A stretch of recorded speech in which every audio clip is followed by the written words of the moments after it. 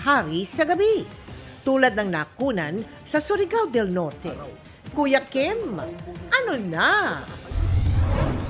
Bagong karakter sa Pulang Araw na si Sister Manuela Apolonio, gagampanan ni Ashley Ortega, aktres. Nagsabing panahon na para marinig ang kwento ng madre na puwersahang ginawang comfort woman ng mga Hapones. Preparation individually, mentally, spiritually also.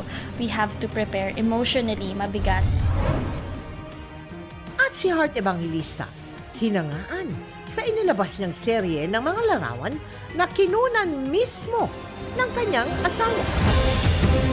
Live mula sa GMA Network Center, 20 taon nang nakatutok. 24 oras. Magandang gabi po, Luzon, Visayas at Mindanao.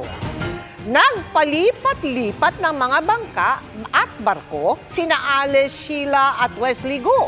Ayon sa pagdedetalye ni Sheila sa kung paano sila nakalabas ng Pilipinas. Pag-amin pa niya, hindi siya pinanganak sa Pilipinas at hindi rin umano niya tunay na kapatid si Alice. Giit din ni Sheila Go, hindi siya konektado sa Pogo sa